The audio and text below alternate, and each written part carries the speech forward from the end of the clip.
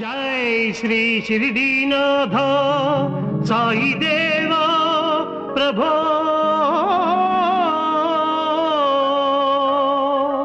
శ్రీమన్మహాదేవ దేవేశ శిరిడీశ సాయీశ వాగీశ నాగేశ లోకేశ విశ్వేశ సర్వేశ పాహి మా పాహి మా. ఎవరు చేసిన కర్మ వారు అనుభవించవలసిందే.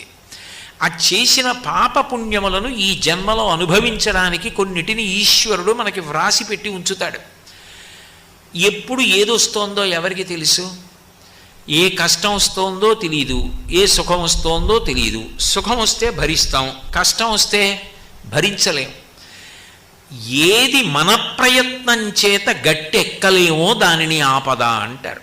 కొన్ని కష్టాలు వస్తాయి. ఆ కష్టాలు యథార్థానికి మన యొక్క ప్రయత్నంతో గట్టెక్కి ఇచ్చు.